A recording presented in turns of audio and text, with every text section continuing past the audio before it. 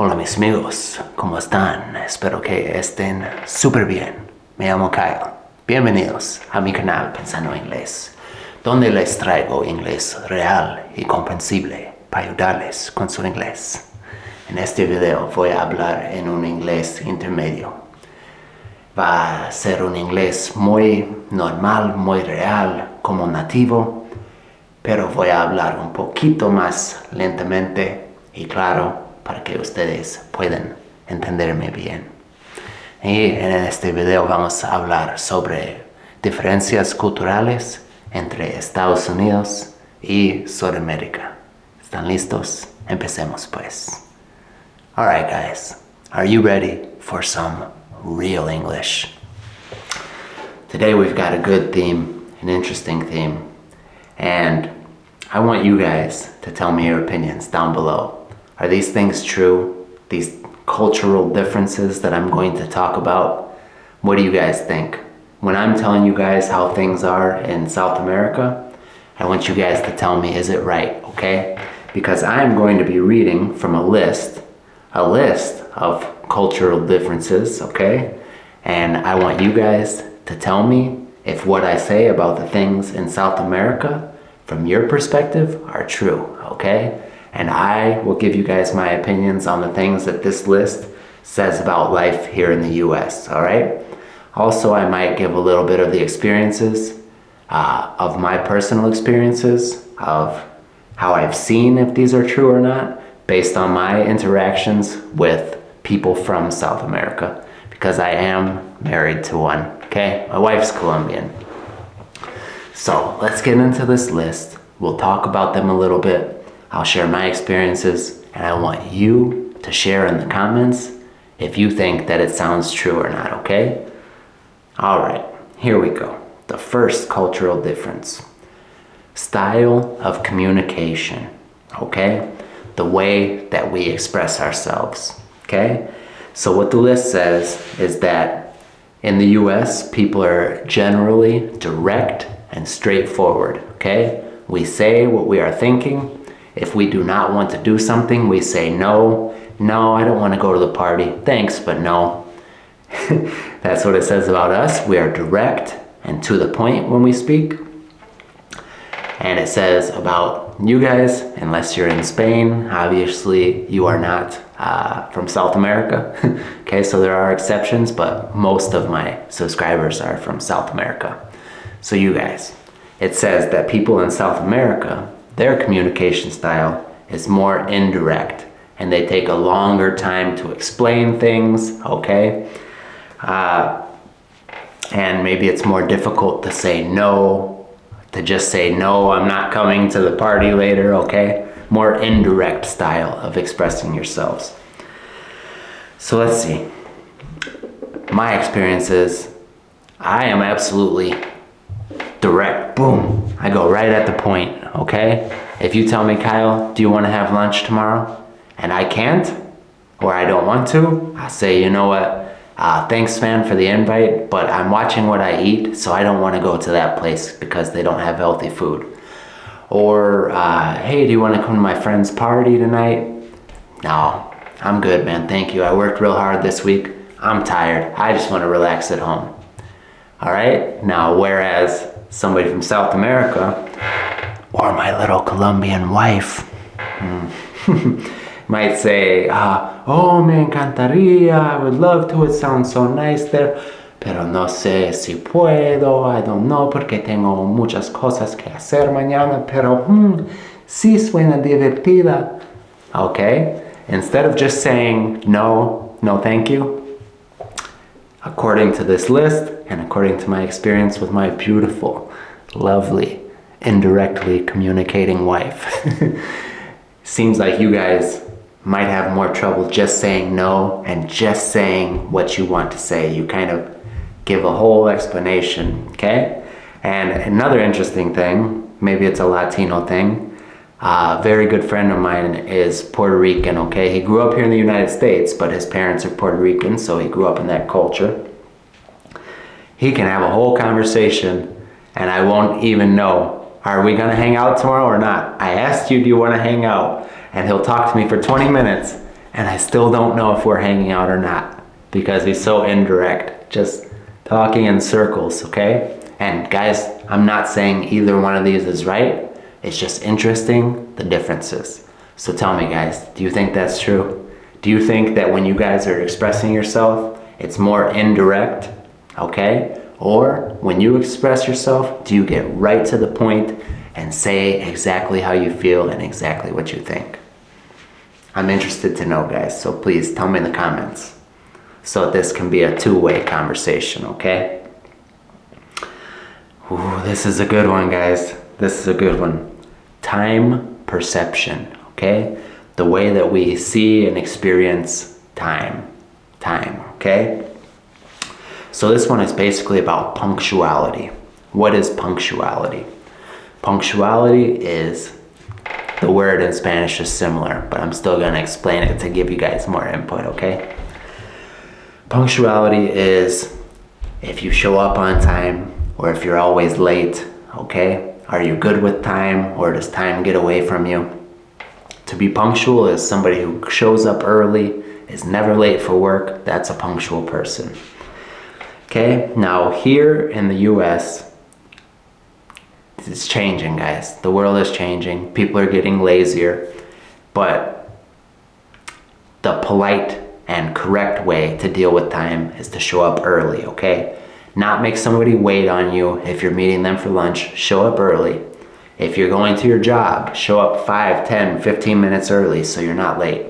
That's how I am. Guys, I show up 30 minutes early to work sometimes 40 minutes early. I do my breathing in my car, okay? I do my breathing exercises. I read a little bit. I love to be early. I love to not be rushing, okay?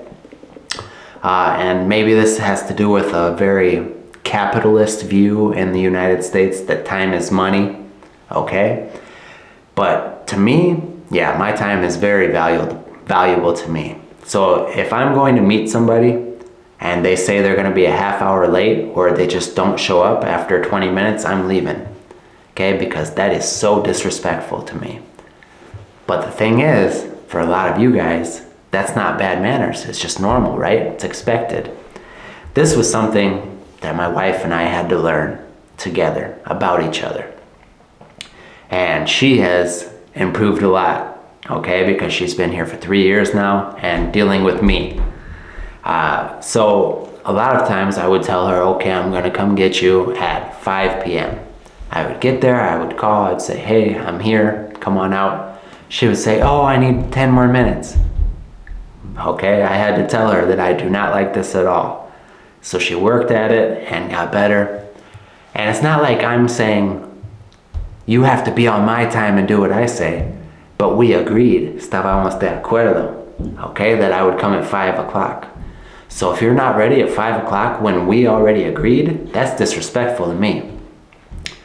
Now, from what I've heard from my wife and a lot of other Spanish speakers I've had conversations with, that in South America, it is very normal to tell your friends you're gonna meet up at 12 for lunch and nobody shows up until 12:15, 12:20, and that's no problem, okay?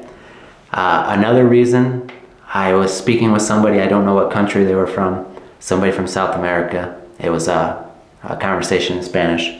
And I believe she was telling me that one reason for this possibly is that a lot of people either have to walk or use buses and public transportation. And here, most of us have a car because you have to have a car, okay? There's not buses and public transportation in the smaller cities. You have to have a car to get to and from work or wherever you have to go. So that's a lot more understandable. You might be late if the train is running slow, the bus is running slow, or you're walking. So that one's just interesting, guys. Tell me what you think below. I am super punctual, and if I tell somebody, hey, let's meet up at noon, and they agree, they say, yeah, I'll be there at noon, I expect them to be there at noon. What do you guys think? Work-life balance. Work-life balance. So here it says in the US, work is often very important to us and long work hours are very common. and the culture values productivity and career success. It says that in South America, family and social life are often prioritized or more important than work. There's a stronger emphasis on taking time to relax, enjoy meals, and spend time with loved ones. Okay, this might be very evident in Spain with the siestas, okay, which is actually a friend of mine who lives in Spain told me, yeah, that's normal. They actually do take breaks from work so they could go take a nap. Pretty cool, pretty cool. Everybody likes a good nap, right? I've also witnessed this with Mexican friends who, for them, yeah, you know, they work hard, guys. Mexicans are some of the hardest workers I've ever seen in my life. I've seen some Mexican construction workers put up a house so fast. One day I would see these guys working on a house. I'd come back a week later and it's like a new place, okay? But on their free time, they're with their families, they're partying, okay? Nobody has parties like Mexican people from what I've seen, okay? A Mexican friend of mine used to have parties for his 2-year-old daughter and everybody's drinking beer and having fun. So Mexicans, at least I know, and I know, guys, Mexico is not in South America, but I'm talking about Latinos in general. They look for any excuse to be with their friends, be with their families, and enjoy some party time, okay? Which to them is like relaxation. So what do you guys think? Do you guys prioritize your free time, your family time, your social life, or do you prioritize your career, your work day? I am prioritizing my goals usually. I'm always trying to work and learn and improve myself. My wife tries to help me though, to slow myself down, take some time for me, relax. She's always trying to get me to do good things like, you know, get a massage or see a doctor about my back, because I cannot take time, guys. Even for my health, it's hard for me because I am trying to get better, guys. I want to get where I want to go so bad that I can't think about taking a little time to slow down. So my wife helps balance me out like that.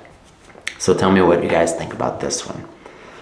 And if you guys, each time we get to a certain spot in the video, if you want to pause it and leave your comment, that would be awesome, guys. I would love it if we could get some more comment action in these videos. I'll respond and we could get a real conversation going, guys. I think it'll be fun and we'll get some practice writing in English.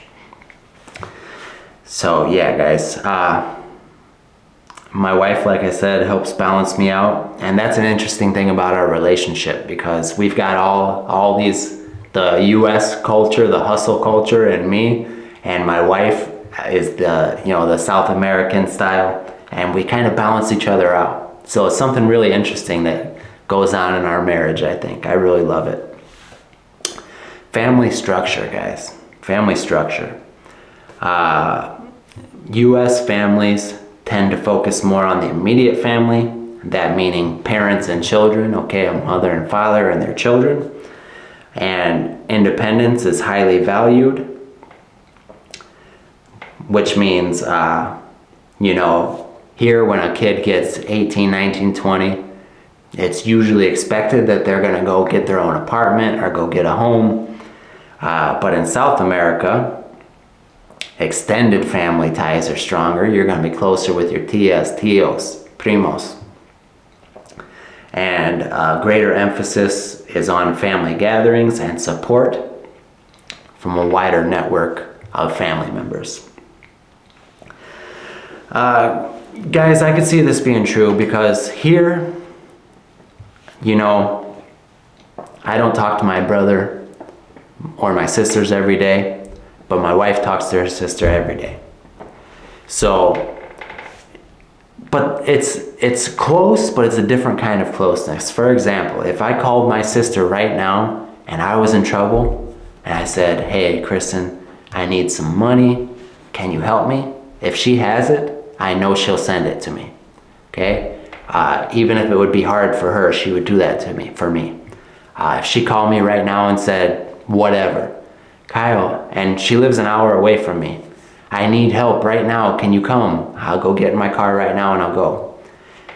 But it's not the same as my wife's relationship with her sister, okay? They're on the phone every day. And if my wife was in Colombia, I'm sure they'd be seeing each other every day.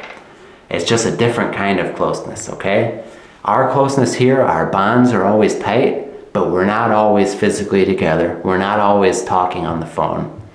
And, I barely ever talk to my cousins or my aunts and uncles, so I do think this one is a quite different family structure. So tell me down below what you guys think about this one, because I think that's a big one. Food and meal times. In the US, meals are often quick with an emphasis on convenience, meaning they are fast and easy.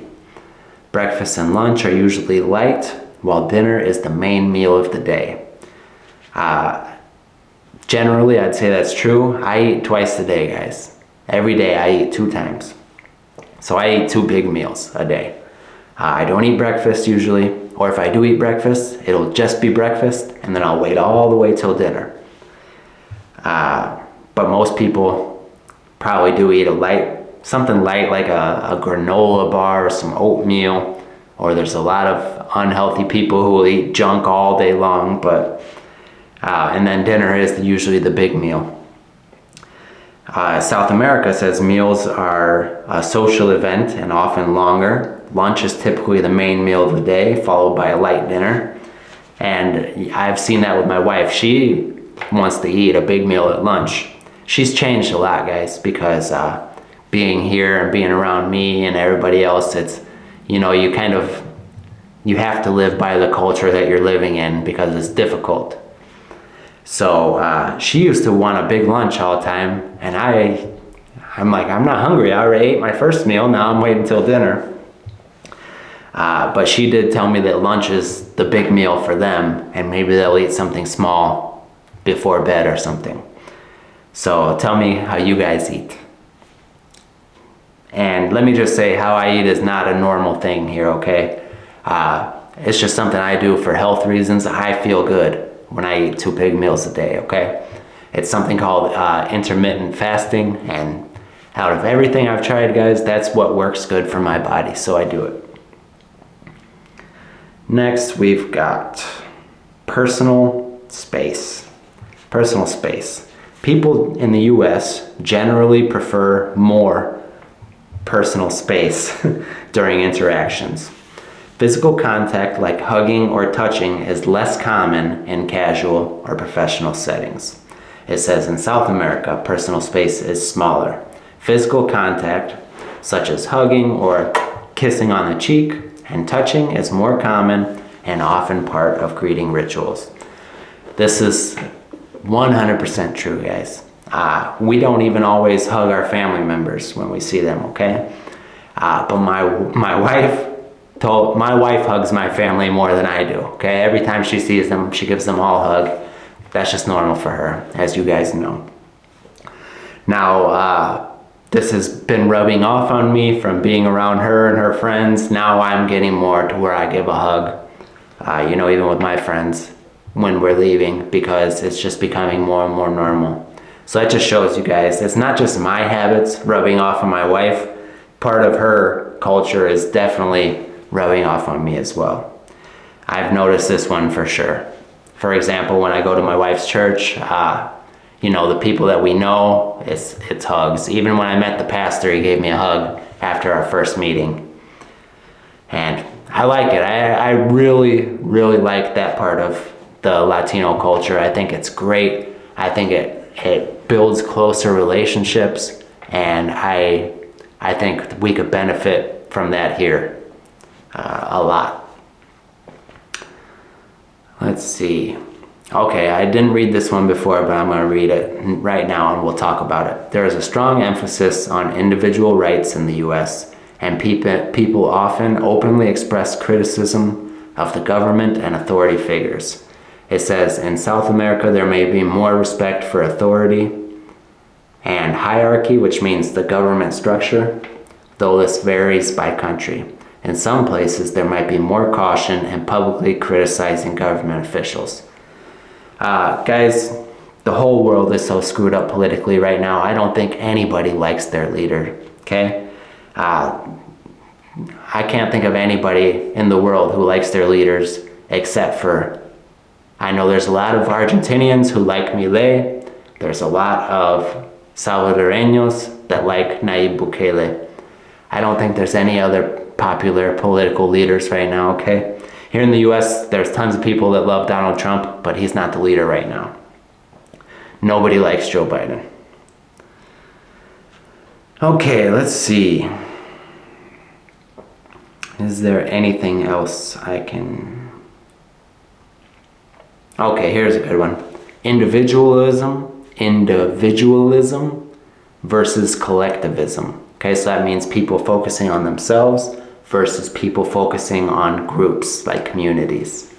In the US, the culture is more individualistic with an emphasis on personal achievements and independence.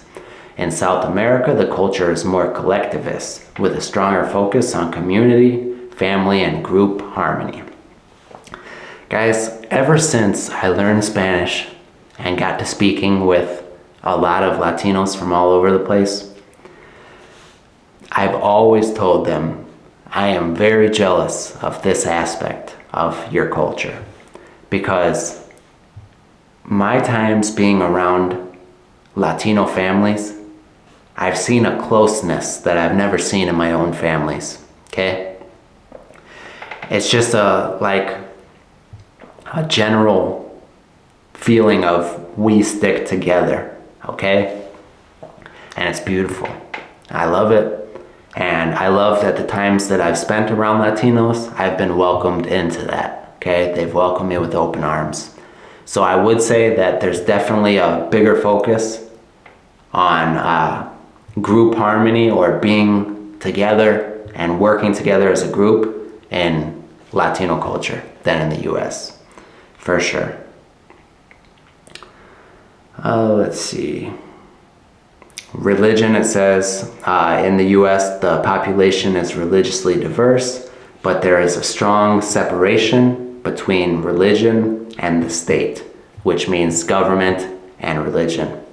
But in South America, it says Christianity, particularly Catholicism, plays a significant role in everyday life with religious festivals and traditions deeply integrated into culture. Yeah, I think that's partially true, but lately there has been an attack on religion in popular culture, in my opinion, so that's changing all around the world as well. But yeah, obviously a huge part of South America is Catholic, and that also applies to Mexico, Spain, and Latinos here in the US as well. The US is a Christian country, but I see less and less people openly professing to be Christians. So yeah, maybe that is a difference. Let me know below, guys. Are most of the people that you see in your day-to-day life openly religious? Because here it seems to be more of a private matter and you don't tell each other as much.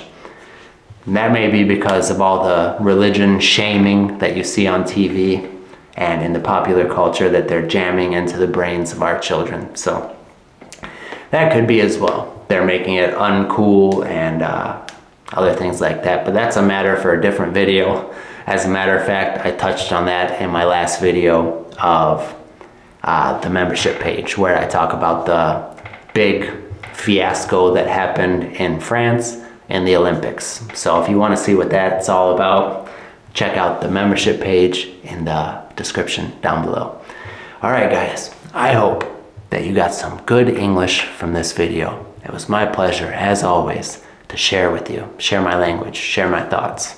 I love sitting here and talking to you guys, so it means a whole lot to me that you guys enjoy sitting there and listening and absorbing the English language. So, como siempre, mis amigos queridos, muchísimas gracias por ver y nos vemos pronto.